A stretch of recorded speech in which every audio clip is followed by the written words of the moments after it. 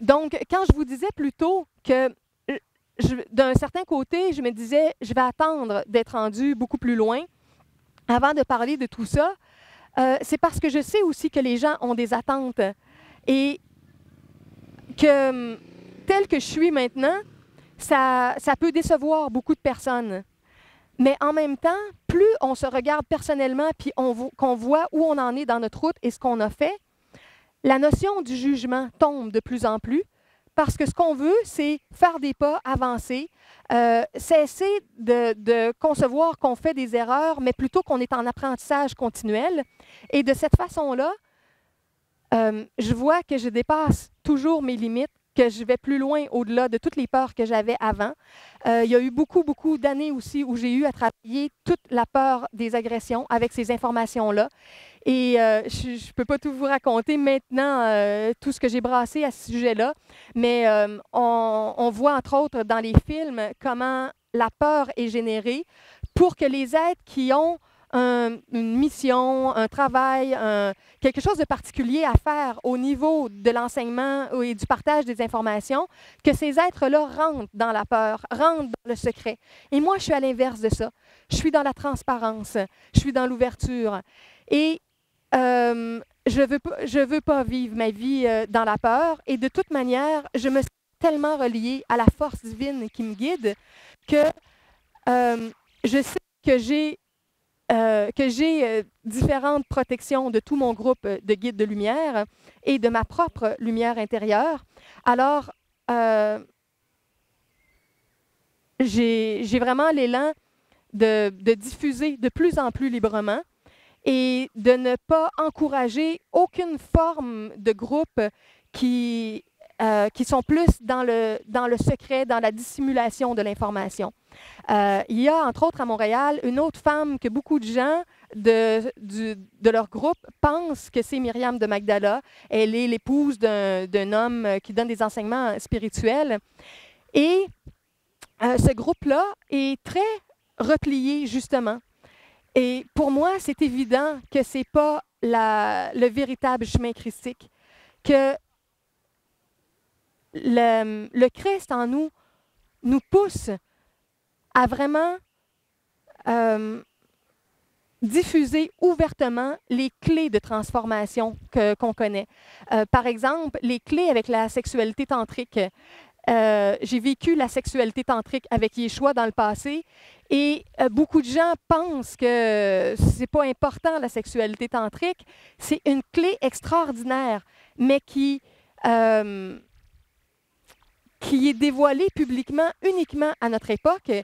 Et j'ai pas le goût du tout de faire comme à d'autres endroits où on dit « Ah non, non, on ne parle pas de ces choses-là, puis la connaissance, on la garde pour nous parce que ça peut nous rendre plus puissants, être un petit groupe, une petite élite. » Moi, ce que je souhaite, c'est qu'il y ait de plus en plus de gens qui se libèrent, qui prennent les clés, qui se transforment et qui puissent entrer dans des états de régénération de plus en plus grands.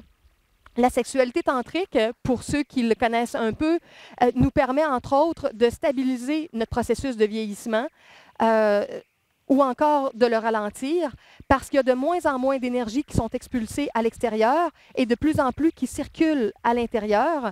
Alors, notre circulation énergétique est plus interne et ça permet de développer une capacité énergétique qui est différente et qu'on peut mettre dans toutes nos sphères de vie, dans la créativité, dans les apprentissages, dans l'étude, dans les arts, dans l'humour, dans les sports, dans tous les actes physiques, les démarches qu'on a à faire. Beaucoup de jeunes de nos jours gaspillent leurs énergies sexuelles sans le savoir dès l'adolescence et s'ils avaient accès à ces informations-là, si la connaissance tantrique, la connaissance multidimensionnelle était plus répandue dans les écoles, les jeunes auraient déjà accès à ça pour se transformer. Ils pourraient faire un choix conscient entre la sexualité conventionnelle ou la sexualité tantrique. Ils pourraient choisir entre la psychologie plus humaine et limitante par moment et celle qui est plus spirituelle, qui est élevante, qui est transcendante et qui peut nous conduire à vivre notre ascension. Mes guides me guident de façon à ce que je puisse vivre environ 500 à 700 ans avant de faire mon ascension pour guider le plus de gens possible à se transformer, à se préparer et à faire eux aussi leur ascension. Alors, il y a des gens qui ont comme objectif d'ascensionner le plus tôt possible et de partir de la terre physique. C'est un objectif qu'on peut avoir, entre autres, quand on vit beaucoup dans la souffrance, mais ce n'est pas mon objectif et ce n'est pas l'objectif de d'autres êtres avec lesquels je chemine, parce que ce qu'on veut, c'est contribuer à embellir la société, contribuer à créer des choses extraordinaires ensemble, des nouveaux modes de fonctionnement, des nouveaux modes de discussion, utiliser le cercle, utiliser la sociocratie, être beaucoup plus dans une énergie circulaire et mettre en des nouvelles tendances un peu partout dans les écoles, les associations, les entreprises, dans la croissance personnelle, au niveau de l'entraide, au niveau de la diffusion libre. Et parfois aussi, quand les gens mettent trop la notion d'argent au niveau de tous les partages, ils se limitent parce qu'ils disent que ce n'est pas encore assez professionnel. Donc, moi, j'invite vraiment les gens à y aller au niveau de la gratuité, ensuite au niveau des formules avec dons, ou une nouvelle formule comme je l'ai développée et annoncée récemment, satisfaction garantie ou argent remis, qu'on peut remettre l'argent aux gens en tout temps. Donc, de ne pas se limiter avec la question d'argent, d'y aller vraiment avec notre cœur le plus possible, avoir une section gratuite avec tout ce qu'on veut partager et une autre qui peut être payante par rapport à ce qu'on a besoin de recevoir aussi pour notre vie privée. Je vais juste m'enligner un petit instant au niveau du temps. 5, 10, 20 minutes? OK. Parfois, quand je filme chez moi, j'ai un petit cadran qui me permet de voir en direct l'heure. Et là, installé comme ça ici dans le parc, je n'ai pas mes mêmes repères habituels.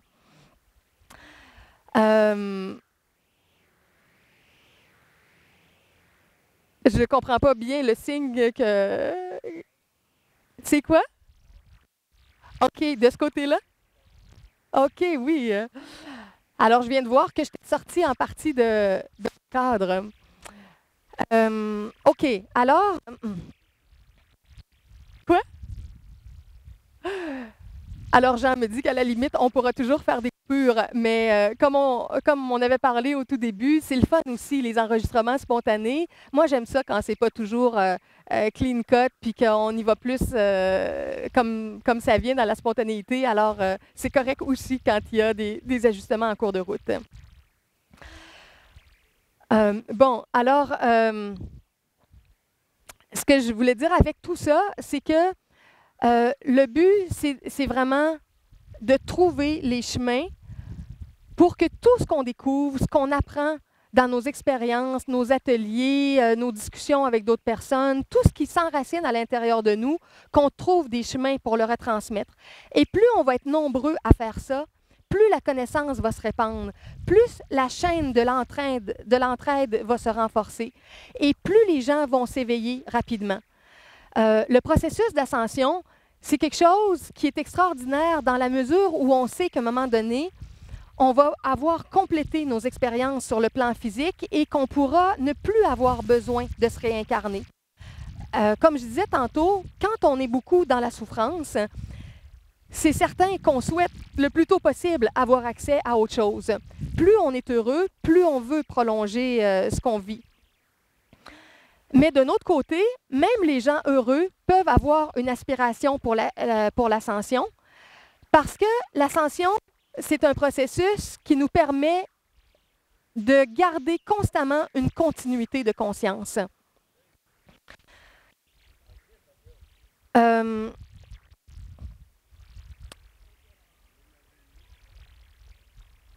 on passe par la réincarnation, quand on se réincarne dans le corps, on oublie énormément de notre bagage. Moi, entre autres, je sais aussi que j'ai déjà eu une incarnation sur une autre terre qui n'est pas la terre ici. Et quand j'étais toute petite, j'avais des mémoires très, très futuristes d'un lieu qui venait d'ailleurs. Et j'avais l'impression que la terre était un peu comme dans le film Back into the future, je me sentais dans une époque plus reculée. Quand on est jeune, certaines de nos mémoires sont plus actives et dépendamment de ce qu'on a vécu entre deux vies, sur un autre lieu de vie, sur une autre sphère, une autre planète, dans une autre incarnation, on peut y avoir accès plus facilement et en grandissant, tous nos agrégats qu'on a formés dans nos incarnations passées, ce qu'on appelle les égos, vont revenir. Parce qu'au moment où on désincarne, on perd notre enveloppe physique. Merci.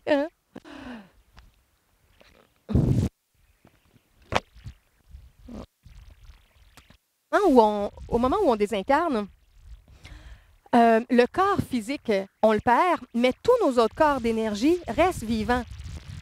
Parce que le corps astral ou le corps d'émotion, le corps mental, le corps de pensée, le corps causal de créativité, notre corps psychique, notre âme divine pure, qu'on appelle aussi le corps bouddhique, l'état bouddhique, qui est la présence divine en nous, le grand soi avec un grand être interne. Cette partie-là de notre être reste là. Il n'y a rien qui peut faire mourir ça. Mais en se réincarnant, on oublie toute une partie de notre bagage. Et quand on est petit, davantage dans notre essence, parfois on a accès davantage à notre bagage spirituel. Et au fur et à mesure que la personnalité se développe, les agrégats viennent se greffer, reviennent dans notre structure énergétique, ils rentrent à travers les expériences qu'on vit et on devient plus limité par nos agrégats du passé. Il y a des petits bébés parfois même qui sont dans leur berceau et qui ont une certaine forme de clairvoyance quand ils sont petits et qui voient tourner autour d'eux certains de leurs agrégats énergétiques qui cherchent à rentrer dans la structure et à se renourrir d'expériences humaines. Alors, des fois, il y a des pleurs des bébés qui sont reliés à ce qu'ils peuvent voir de cette façon-là. On voit aussi parfois à l'adolescence des garçons, des filles qui vont changer beaucoup. Ce n'est pas juste la crise d'adolescence. Parfois, ce qui se passe aussi, c'est qu'il y a des agrégats de nos vies passées qui reviennent en force au moment où on revit certaines étapes. Parce qu'il y a comme une récurrence qui se joue d'une incarnation à l'autre et certains événements qu'on revit d'une façon semblable. Quand les scénarios se ressemblent, les agrégats viennent nous nourrir. Et même quand on est adulte, parfois on fait des rencontres entre les personnes, entre nous, et nos égos, comme notre essence, poussent à retrouver des gens qu'on a connus autrefois. Alors, si on avait vécu un certain scénario de couple, de relation de travail, de vie de famille avec une certaine âme, et qu'on est incarné en même temps, les énergies internes à l'intérieur de nous cherchent à recréer des scénarios du passé parce qu'on est souvent des êtres qui aiment rejouer des scénarios semblables. On aime parfois la routine puis on a de la difficulté à aller vers des nouvelles expériences. Parfois, moi, des fois, j'ai le problème inverse. J'ai de la difficulté avec la routine et j'ai besoin d'aller beaucoup vers du nouveau. Mais ça fait en sorte qu'on vit des récurrences et qu'on retrouve des âmes qu'on a connues autrefois.